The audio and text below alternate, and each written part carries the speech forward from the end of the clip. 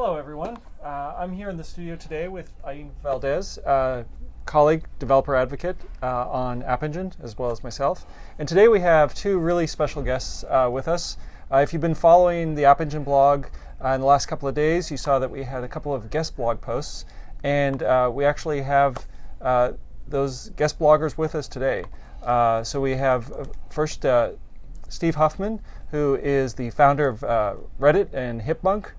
And Steve has been teaching a course online at Udacity, a free online university. And so we have Chris Chu from Udacity, who's a senior software engineer there. And today we're going to talk to them about their experiences of kind of building course material for Udacity, building the site itself, building the course material, working with App Engine. And we'll have a chance for you to ask questions on a moderator page. So let's bring in Steve first and let him to do a little bit more formal introduction, and then we'll get cracking. Steve? Sorry, you were muted for a second. Go again. Okay, let's try that again. Okay, so hey, I'm Steve Huffman. I am one of the founders of Reddit, and more recently one of the founders of Hipmunk. I've been a web developer basically my entire career, all 7 years of it so far. And then this past spring, I had the opportunity to teach a web development class with Udacity. The goal basically, at the end of this course, I really wanted students to have the ability to build their own web applications and get them online. And Google App Engine was instrumental in the success of that. I actually went into the class not knowing anything at all about App Engine other than basically that it existed and it might help us with what we needed to do. And by the end of it, I came out a total fan. The course was a success. App Engine is great, and it's actually, it was a really fun experience. And so now I've turned into something of an App Engine evangelist, I guess. Okay. Well, thanks for coming to the program today. I was going to ask you what your feeling was when you started out and how it worked out, but it sounds like at least the end result was pretty good. Can you tell us a little bit more about kind of how you felt about App Engine going into it with kind of Sure. a lot of unknowns? So basically what I knew about App Engine going in is that it was this Google product for building web applications without dealing with the sysadministration. So you get a basic web framework and you can deploy your code and it would magically be online and it would magically scale and you'd have this Datastore. There's a lot of magic basically. Okay. And as a developer, right, one of the things you learn is that you should be aware of magic, right? There's always something lurking under there. So, but what we wanted to accomplish with the course, right, is I wanted to teach people how to build web applications, not teach them how to be sysadministrators, not teach them how to, I didn't want them dealing with installing MySQL and Windows and that sort of thing. So it sounded like on paper, and after like a cursory, read through of the documentation, it sounded like it would do just about exactly what we wanted. Okay. But I hadn't actually ever really used it myself. So we went in with some question marks. Basically, if this thing is as good as it says it is, it's going to be perfect. But as you know, as a developer, right, the documentation and the implementation are often seem to be implemented by very different teams of people. But in this particular case, I was pleasantly surprised at just about every juncture at how things worked. And when I was things the first time just to see like, will this basic application get online, I was actually really blown away that the deployment process worked on the first try, because I've spent an embarrassing amount of time over my career deploying code. So it was actually a really cool experience. Okay, good. Can you maybe talk a little bit more about your background as a developer? Like where did you start? What was your road like to getting to this point where you wanted to teach this course? Sure. I mean, so I've been programming has been my life's passion since I was a little kid. I got started when I was, I think, 8 years old or so, typing in, programs out of magazines into GW Basic. And, all through high school, I loved the code, and I studied computer science in school. Me and one of my college roommates, Alexis, we started Reddit immediately after graduating from University of Virginia. And that was actually my first time really developing on the web. I had a passing knowledge of HTML and CSS, and had dealt with the SQL database maybe once or twice. So that was a pretty good trial by fire. Fortunately, Reddit never had hockey stick growth, right? It grew slowly but surely, over over the last 7 years or so. But we learned a lot of things the hard way, from how to scale a database, how to migrate stuff, how to going from one app server to 2 app servers was a big challenge for me. I didn't know what the heck I was doing, and going from 2 to whatever they're at now was also a huge challenge. And so I've learned a lot of lessons, a lot of best practices the hard way, and that whole experience was a lot of fun. And that's kind of, I wanted to basically in this course try to share some of those experiences so people didn't have to go make so many missteps that I made. And App Engine actually, it's funny because it abstracts away a lot of those bad decisions. It makes things a lot more straightforward, so you can actually focus on the actual software you're building. And I feel like on Reddit, I actually spent a lot of time focusing on ops and not on Reddit itself. Yeah, that certainly rings true with what we've heard from other developers, and that's kind of the mission we set out when building App Engine when we launched it several years ago. So I'm glad to hear that kind of echo back that was an experience. Yeah, ops are fun, but it's one of those things. Leave that to the pros, right? And Google, like, you guys are the pros. So why should as me, it's like when I was 20 years old, why should I be messing with this stuff? I've never done it before. Google, they're the world's experts. I guess my own experience is ops is fun when you're on one server. Yeah, exactly. And as soon as you get to 2, it starts to become annoying. I mean, it's fun when it's working. Yeah. Yeah. I was actually curious if you could talk a little bit about Python and how that was as a language, some of the frameworks, and then how it was like to actually build the content. So Python's great. When we actually started Reddit was written in Lisp. And when Aaron Swartz joined us, he was a big Python guy at the time. He was like, I was thinking to myself, or thinking out loud rather, I was like, we should rewrite Reddit because the stuff we have right now is trash. And he was like, well, we should rewrite it in Python. I was like, okay, sure, what the heck. I'd never done Python before. So we rewrote Reddit in about a week. In Python, and Python has been my main language ever since, and I love it for a lot of reasons. The main reason is that it is, unlike Lisp, it is very difficult to write bad code in Python. It's a great language for teams. It's a very readable language, and when you're working together in a team, being able to read other people's code is so important. And we also developed this very kind of picky feelings about web frameworks. At the time, Rails was blowing up, but it was just way too magical. Like, it hid so much from you. I really didn't like it. Django was just getting started. There was a couple others we looked at, but every time we tried one of them, we would find ourselves within a couple of days feeling boxed in. So we ended up making our own framework called web.py, which basically mapped some URLs to some handlers, and you had to explicitly deal with get and posts and headers and cookies, and we felt like that was the perfect level of abstraction to deal with. Yep. And by a very coincidental twist of fate, App Engine actually shares some lineage all the way back to web.py, which was really convenient for me.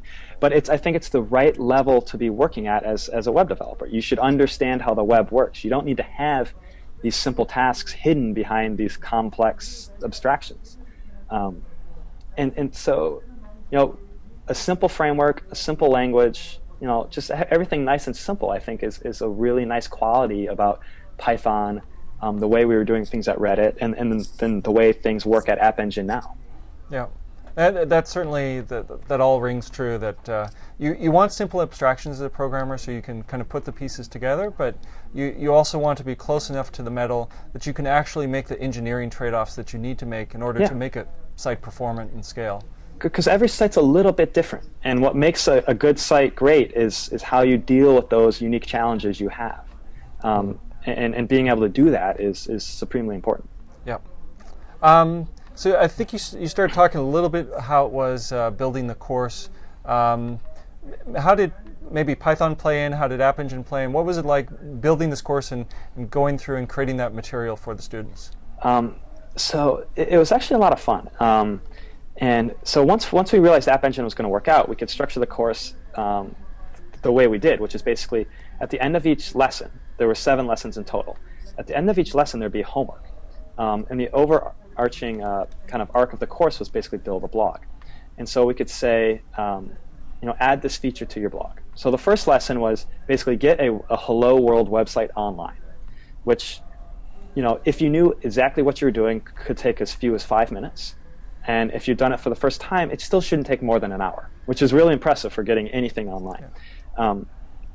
And lesson 2 was forms, getting forms and validation and stuff. And the nice quality about the way we structured this is to submit your homework, all you would have to do is submit us a URL of your live website online, and then we could have our grading scripts just go hit your website and verify that it's working. And so I think then we got into basic databases and then user accounts and then some kind of scaling memcache stuff, that sort of thing. And I wanted the course to be immediately useful. I wanted the students to have gone through these experiences of implementing accounts, of implementing caching, of validating form elements, because those are all the things as a web developer you do over and over and over again. And it was a really nice opportunity. I feel like web development is one of those rare pieces of learning where you can be instantly useful after a very short amount of time. Yeah. Oh, you certainly have something to interact with, and it's live on the web. Yeah, it's very gratifying. I went through the course myself, and I really thought the notion of submitting a URL where you had completed your assignment or your mini assignment was a really good way of keeping me engaged and kind of pulling me along the different steps of the course and saying, well, just do this one more thing and you can get to the next step and the next step. So I thought it was very engaging. I like it. I'm glad to hear that. Really glad to hear that. So you talked about, I think, some of the features you liked on App Engine, the built-in user accounts and the caching. Were there other things that stood out, in this platform as a service offering that were really beneficial? And either thinking back to the days of building Reddit or Hipmunk, things that you could use today that would have saved you maybe a lot of time. Oh, yeah, absolutely. The big one is the Datastore. At Reddit, and to a lesser extent at Hipmunk, I feel like I've written our own kind of like ORM, NoSQL thing on Postgres half a dozen times now. And it gets a little bit better each time, but the Datastore is really, really nice. Once you start thinking in I can't do joins, I need to structure my data this way, it's really, really nice. So, and Datastore is nice from 2 points of view, and this actually really surprised me. The first is that you just don't have to think about the scaling issue. It just worked. I was really surprised at that. The documentation doesn't go into the great many details about how it works, but I guess if you've built it a few times, you kind of understand which strategy Google has taken with this. And the other thing was that it basically it allows you to develop very fast, right? You don't have to. The whole NoSQL argument, right, is that you don't have to be constrained by a schema. You can kind of add features as you go, which is part of kind of the culture of web development, right? Right? Think of half a product and build it and get it online, and then write the other half later. If you have to do a data migration every time you add a new feature, which we did for the first couple of years at Reddit, it's so painful. It's so painful, especially if you don't know how to do data migrations. Yeah. So not having to think about that was, would have been a tremendous advantage. I feel like I spent probably half my time over the course of Reddit thinking about how are we going to store this data, how are we going to access it quickly, how are we going to scale it, and if I didn't have to think about that, I could have spent a lot more time just screwing around on Reddit, which would have been, nice. Okay. So you mentioned not having to do data migrations, and I think people who have built at scale or have built sites that have been around for a little while as they add features maybe have thought about this, but maybe not all of our viewers have. Can you maybe talk about how you in practice add fields to essentially an existing schema, or how you restructure the data store without doing a migration, without taking the site down?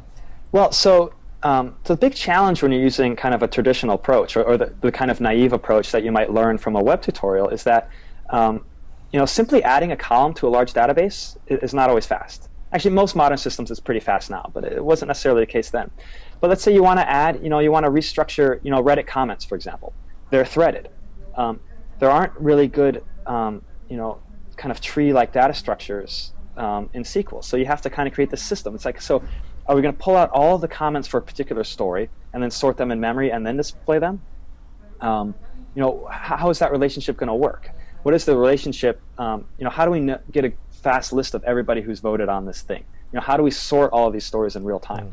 Those are things that aren't really SQL problems, and so you kind of have to work around SQL to do it. And for optimization, what we basically do is we denormalize everything. We store things redundantly in all sorts of different places and in different tables and on different systems, so everything's fast. If you take the kind of more the Datastore approach, where you can kind of store your data as you're going to use it, where you can store your data in the place that it needs to be. So when you add, and if you change the way you want to use it, all you need to do is store it a little differently. It's much simpler. It's a much easier way of thinking about things. I'll just grab this blob of data out of the database. If you try to distill everything into a simple query of basically by ID, if you can convert everything into a by ID query, things cache really nicely, things scale really nicely. And if you're doing that simple, just get me item with ID X, and all of a sudden that item has all of the data you're going to need for X. It's really, really convenient. Yeah,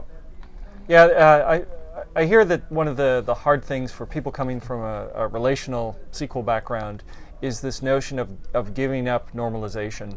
Yeah. And they fight it initially. And I went through this myself when I was first going into NoSQL scalable databases. I constantly was trying to normalize my schema. And when I finally gave that up, then this whole new world opened up of kind of what you're describing, of hitting the sweet spot of everything is a fetch by ID, and the system's performing fast, and cache, all those things you mentioned just suddenly come together.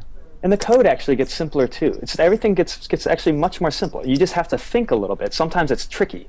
Sometimes you have to fold your use case into this thing. But now it's funny. After doing it for a few years, I don't even. It's like the notion of designing a table. It's just I don't want to spend time doing that today. Yeah. So there's one question that I always ask developers, at least ones that I talk to initially when they're coming to work on App Engine, and they're struggling a little bit with the NoSQL world. And because the App Engine is a little bit different, or the NoSQL world is a little bit different, it feels like an uphill battle because it's something new that they're learning that they haven't been exposed to. But I always try to come back like 6 or 8 months later when they've built their site and had some time to play with it, and ask them, is this new world harder or is it easier than it was? And I'm curious what your answer is. I think it's absolutely easier. Because the hard parts about SQL is that SQL is designed, in the general case, to solve problems that aren't web problems. It's really good for dealing with spreadsheet-like data. But when you have this case where, on Reddit, we have this notion of we built this database called the ThingDB. And it's because everything was a thing, right? Users and comments and links and subreddits all had a lot of the same qualities. Have you ever tried to do inheritance in SQL? It's like, it's a nightmare. And so once you can free yourself from trying to force your problem into a spreadsheet, it becomes much, much simpler, because you sometimes you have to. There are challenging aspects to it, which is, what queries can I do? The number of the types of queries you can do can be limited sometimes. So that requires a little bit of extra thought, but it's a lot less thought than, how do I represent this non-tabular data in a table? Okay. I appreciate the answer. The answer varies, but it's usually somewhere between both worlds are about equally complex, or it's more along the lines of your answer, where this new world is actually easier. And I think the answer tends to be, if people are playing in a world where they're building bigger apps and more scalable things, they tend to find the NoSQL world easier. And people who are still building smaller apps for themselves or for small groups of users, they tend to find them of roughly equal complexity. Yeah, I mean, if you're on one machine, SQL works pretty well. there's still some constraints though, right? Because if you make one schema design decision, and then you want to change that, that's troublesome. If you have to care about data types, it's nice not having to care about data types all the time. It's sometimes it's nice to just store a blob of stuff, and then not have to think about it again for a while. Yeah. So if you kind of put yourself in the shoes of other developers, and you're maybe coaching a friend or a colleague on what technology stacks they should be using for maybe a site that they're building, can you maybe talk about some of the different things they should think about as far as choosing technology? When it comes to choosing technology, you can't go wrong using something that somebody else really big is also using. And I usually use that as an argument against things. Don't use Mongo, because who big uses Mongo, right? Don't use Node.js. Who big is using Node.js? Use Python. Google uses Python, right? Use Postgres, use MySQL, use things that have worked for other people in the past. The battle-hardened, tried and true systems. Because you don't want to be the test dummy. You've got more important things to worry about than will this thing scale for my need. You want to be one Google search away from answering all of your problems. You want to put yourself in the position where you will not have any problem for the first time. And so that's how we usually think. And a really good measure about the quality of a piece of software is how easy is it to install, right? If that thing builds on your weird machine the first time and the documentation is clear, that's a really good sign people have been down that road a number of times. And if you can't, if you're using Node and half the packages have to be installed globally and half of them have to be installed locally, and this screwing up your home directory, you should be thinking, maybe this isn't quite as polished as it should be for my needs right now. Okay.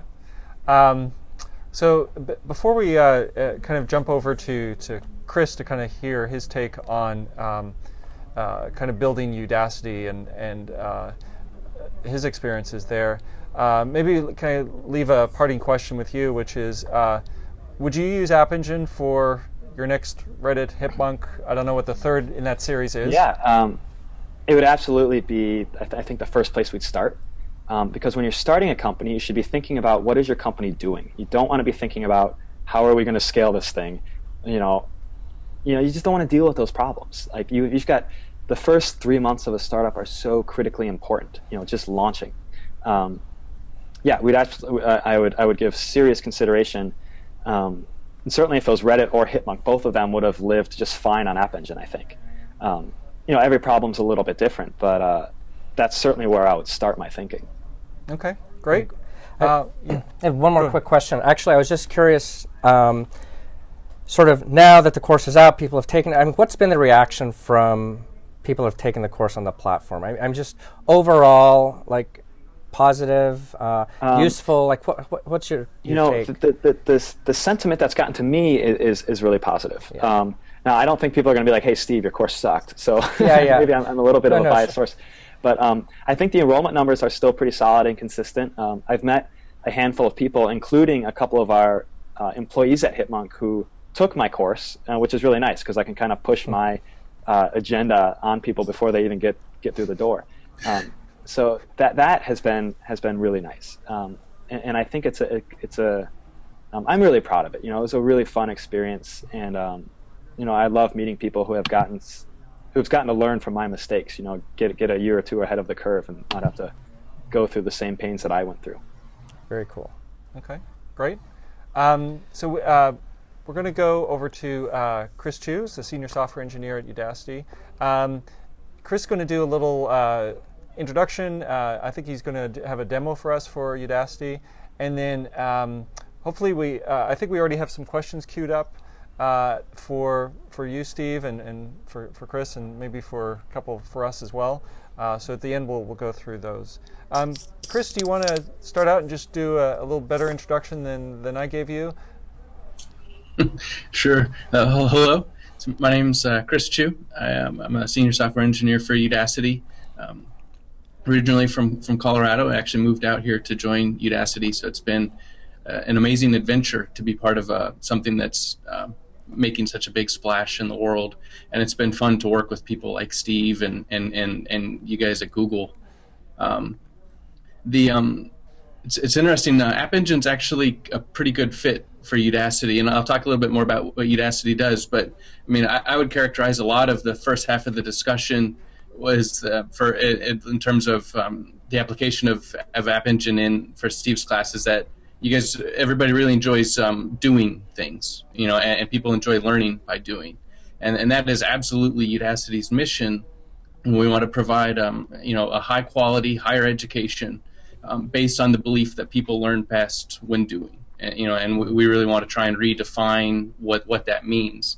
And so we also want to give people employable skills. And one of the fastest growing areas in the world would be web development. Yeah. And so having a platform where you can get people just doing immediately, within the first 5 minutes of a course, you can get people already working on a project by putting up their very first website, and that's amazing. And so it really is a perfect fit for us and for our mission. Great. So Udacity was founded by some people from Stanford, along with various other people that just really want to try and disrupt education. Our mission is to provide the high quality higher education, and to find ways to give people employable skills. So I have some screen sharing ready. So I'll go ahead and start sharing my screen. Do you see our Udacity homepage on our? Yep, that looks good. All right. So our website is udacity.com. With a homepage, we have a lot of courses. So we have I think it's 5 or 6 that are in development, and somewhere around 10 that are actually out and live. They're all completely free, and they're all built or have been designed and taught by leading experts in the particular field. We've been focusing on science and technology, engineering, mathematics, the STEM curriculums, I guess, because that's what we know, and that seems to be kind of what the world needs at the moment. And how it is that we branch out, I think, is still to be determined. One of our most popular classes is Introduction to Computer Science, taught by Dave Evans, and throughout the course you learn Python, and you actually learn to build a search engine. And students have actually built all kinds of search engines that started from zero, from scratch, went through the course and built interesting things. Steve's class was web development CS 253, and people actually start with no web development experience and put up a working website that adds value to the world. A really interesting one that I was just looking again at yesterday is somebody who built something that looks at tweets and defines some sentiment and analyzes that, particularly around the upcoming U.S. election. So here's the overview page for Steve's course. It talks a little bit about Steve and what the course will do. And you can just start at any time by previewing the class, or if you enroll, we'll start remembering your progress, and at the end you can actually get a certificate.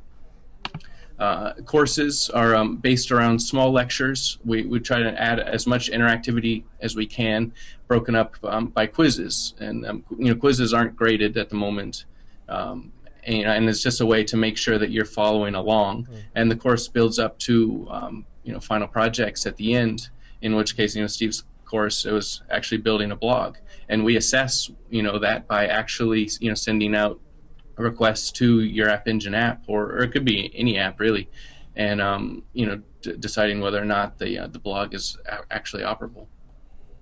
So that's the, I guess, kind of Udacity overview. Do you have any questions in particular? Yeah. Well, let's get, to get started. Maybe you heard Steve kind of talk about his experiences, and I wonder if the way you think about App Engine kind of aligns with Steve, and what experiences did you have kind of along the way? Mm-hmm. I think it does very much align. Although lately I've been focusing more on the longevity of an App Engine application as opposed to just getting up and running. And the interesting thing about App Engine is it actually does both pretty well and better than most things. my background, so I've been a web application software engineer for 13 years now. I had started actually building Access databases, and then got into the web by putting them online using PHP and MySQL. Since then, I've been responsible for applications in 7 or 8 different languages, probably 15, 20 different stacks. And so, I came to Udacity with a pretty broad range, I think, of skills as it pertains to stacks, and also pretty strong in that the sysadminning, as Steve calls it. The understanding, file descriptor limits on a Linux box, and stupid things like that. And I came to Udacity actually hoping to take us away from App Engine, quite frankly. I thought that, because I was skeptical, like Steve, and I didn't know enough about it, and my experiences with it had been, vanilla, I guess. And the opposite has happened in my time here. I've turned into a big fan of App Engine, and it is absolutely the best place for us to be. And it's very surprising, and it really does force you to make the right kind of scalability decisions from the get-go. And whereas Steve can talk about that transition of learning those things over the years of scaling is hard, and so to be able to just do it from the beginning is really nice. Good. I'm glad to hear that. Can you maybe just help? I know you talked about this in your guest blog post, but maybe describe your stack to our viewers today, and what does it look like? I think you have some custom libraries in there. Yeah, we do. So we've actually had to do a lot of work, I think, to improve our code so we've been live on App Engine for about 10 months. And we've seen some amazingly crazy spikes in volume, so it's been really nice to be able to handle that traffic. But even then, I don't think we definitely don't feel like we handle it as well as we should. And so we've been doing a lot of refactoring of our code into some libraries, so that we can kind of ensure that we're following the best practices of App Engine. One of those is creating a persistence library that wraps on top of the new NDB library, or in Python, and that adds some things like helps us manage references a little bit, because while with the data store you do kind of move away from relationships and you kind of look to have things in key values, but the reality is things really are related, and we do have to manage some consistency around that, and that's the downside to a bunch of key value pairs, and so the library helps us manage some of that a little bit. Also, a big component in that is some kind of event-driven sort of processing that allows us to do some deferred processing, so that when one value of one key changes and we need to update a series of others. We have a framework to run the code that can make the others eventually consistent. Okay. On top of that, then we have a REST kind of framework we call Trails, and which is also developed by Piotr Kaminsky, one of our engineers here. And it's a really nice. It's actually, I think, the nicest REST framework I've ever seen. It's a joy to work with. It's very easy to build families of RESTful resources. And then after that, it's all HTML and JavaScript. Okay, great. Maybe can you share some of the maybe questions that you get from others when you tell them that Udacity is running on App Engine? What sort of questions do you get? Yeah, so a lot of times it's disbelief or surprise. I guess surprise more than disbelief, but. And the first question that comes up is, what about the speed? And I think the truth is it's a little slower than if you were building something on if you put server someplace and we're running things low level with a simpler stack, it's absolutely going to be faster. But and that's a trade-off that you get for the horizontal scalability. And we do experience latency spikes that and we're working through figuring out why those happen, and then what we can do to minimize those. And we're learning there are things that we can do to minimize them, and so that's the growing pains that you get, with App Engine, I think would be learning how to minimize latency spikes and organizing your code and your data structures, such that you don't have that as often. And so that would be the first surprise is, well, how do you keep your site fast? Okay. So I remember in your guest blog post, you talked about a few things that you were looking at to kind of reduce the latency of various requests in your application. I know you already mentioned NDB, which adds Memcache-based caching for free, instance caching. It has the tasklet support, that sort of thing.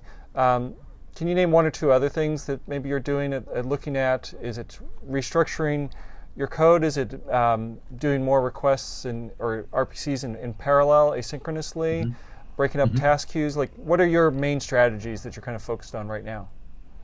Yeah, so the overarching strategy is to be able to fulfill each request with the least amount of work possible, and so that means, we've basically taken the idea of denormalization and turned it to 11.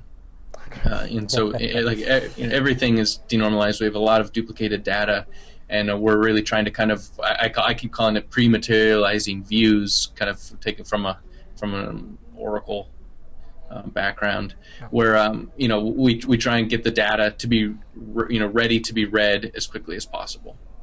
Yeah. And so in order to do that, we have a ton of deferred processing, which all sits on top of the task queue.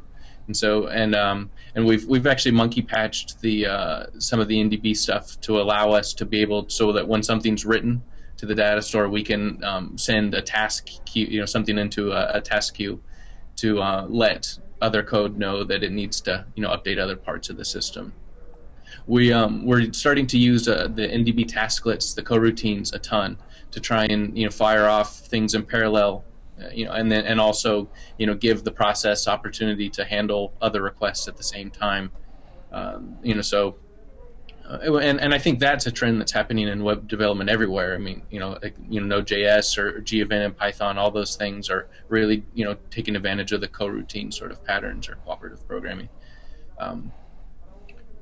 Then I think the other thing we actually have a couple layers of cache on top of NDB, and we actually have an in-process cache for some things that where consistency is not as important, and we don't use as much memory. Our apps are actually surprisingly have low memory footprints, and so we're trying to use some more of that with in-process caching on keys that are kind of, I guess, going to be more predictably read.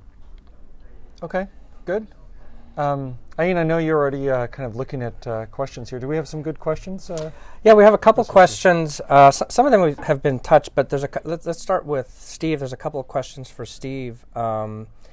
Maybe the first one here is it's from anonymous person, which is yes, not anonymous. Which is, do you plan to continue teaching at Udacity, perhaps a follow-up course to CS 253? It's something we've talked about, and I think. I'm on board with doing that, and I think Udacity is on board with doing that as well.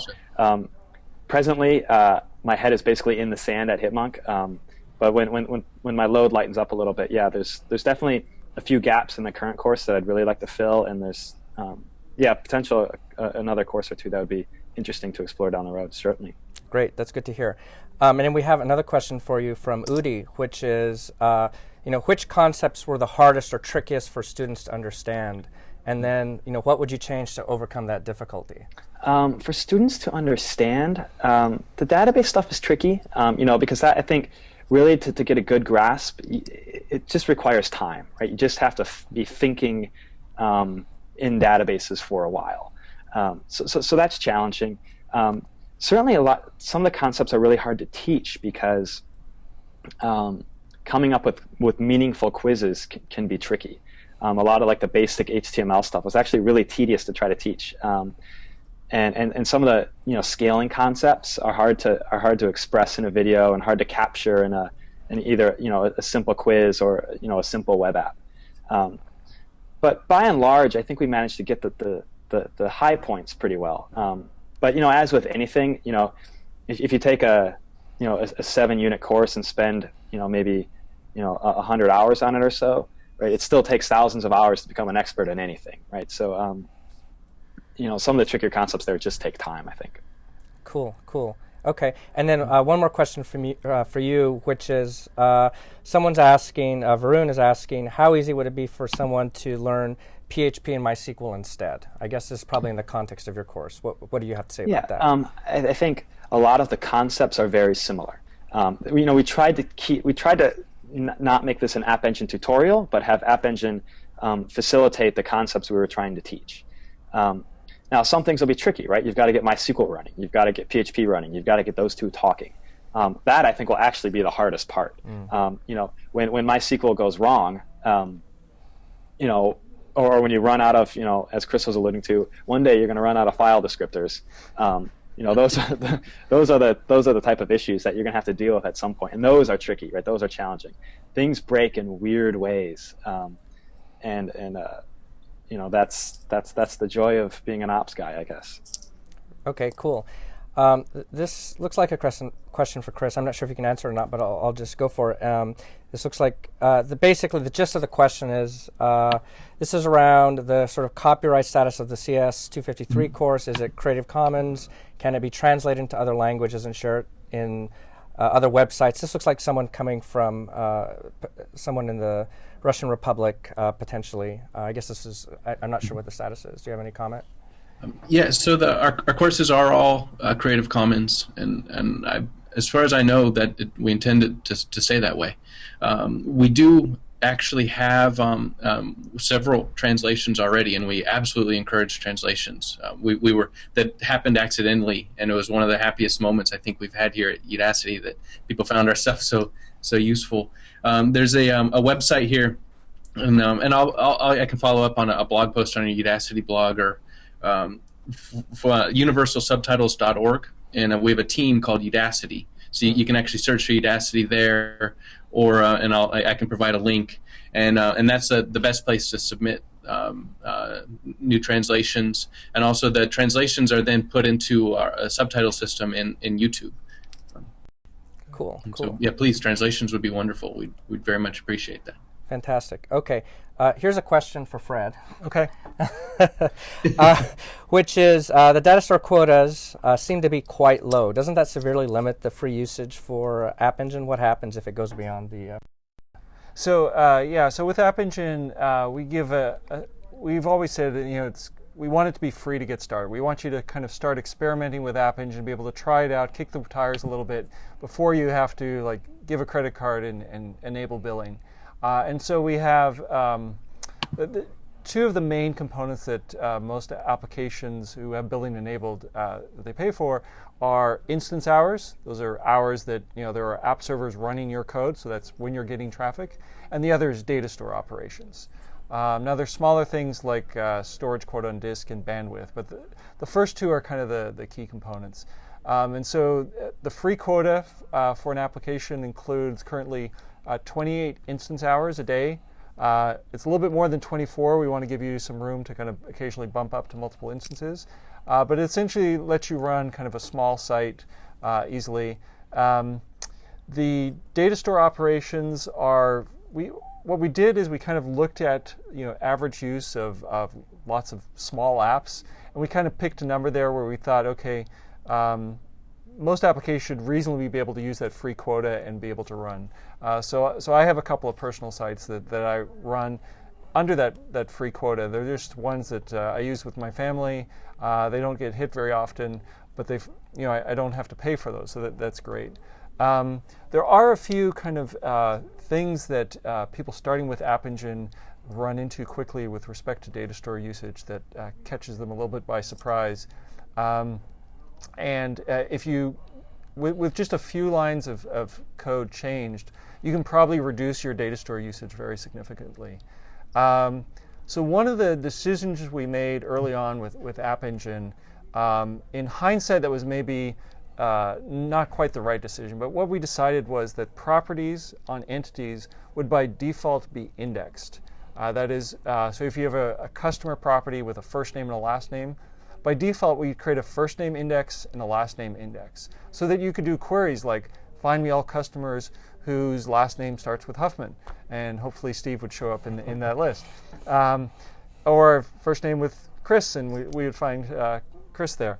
But it turns out, in this non-relational world, that's usually not what you want. You don't want an index in every single property. You probably have maybe a dozen or 24 different properties on an entity, and you're not going to run a query against all of those. But every one of those indexes is actually two indexes, an ascending and a descending one. And so kind of to wrap up the story is, by default, properties are indexed, and there's an extra penalty that you pay as a user for writing those. And the change is very, very simple. When you declare your database model, when you say first name equals DB string property, in parentheses you just put indexed equals false. And suddenly you've reduced the number of small write operations by 2 just for that one entity. So every time you kind of update that entity or you create it, that's a reduction right there. There's another area where when I get a chance to look at code that other developers have written, I very often see that they're doing Datastore queries rather than fetches by key, even when they know that the result is going to be a single entity. And queries essentially cost twice as much work as a fetch, because you're first doing a query across the index to kind of figure out what entities you need, and then you're doing a second phase of actually getting the entities. So right there, with that trick, you can kind of cut your Datastore big operations in half, and then with the other one, you can cut the smaller ones in half. So short answer, there's some low-hanging fruit to kind of address that, and we think that the free quota should still be good for small applications. Cool. So we have time for about 2 more questions. I have one here for Chris from Evan in Oregon, which is Udacity is an awesome application, and I'm excited to watch it grow. But certain oddities persist. Each view of each course requires greater than 300K in monolithic JSON object. Why not a more dynamic, fractured AJAX response to avoid loading? So I'm not. Hopefully that makes sense. That question. I'm curious. I think Evan might be a plant. Yeah. So that has not escaped our notice. It's interesting that. Yeah, I mean, everybody makes wrong design decisions at times, and sometimes you just have to make a decision. We right now, when you pull down a course, you load most of the course content in one JSON request, and I guess it's fewer requests, and that's a bonus. But our courses, I think, or the content is a lot bigger than what we envisioned at the time of that decision, and it ends up pulling more down. We're actually in the middle of a rewrite that'll go live in January-ish, where and within the new system, we're definitely pulling things down incrementally, and the performance is definitely improved. So Evan, please be patient. We're working through that refactoring, and we're going to give you a whole bunch of other oddities, I'm sure. Sounds like fix is on the way already. Yeah, I hope so. Okay. Okay, cool. And this will be our last question. This is from Kyle. This is for you, Steve, which is, why do you think you and Alexis were so successful, in the company? What do you have any parting thoughts on that? I could talk at length on that.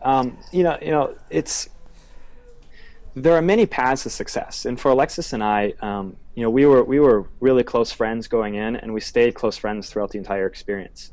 And when you're starting a company, being able to lean on your co-founder is supremely important. And one of the things that I really loved about Reddit was that Reddit was a company with a soul, and Reddit's personality was our personality.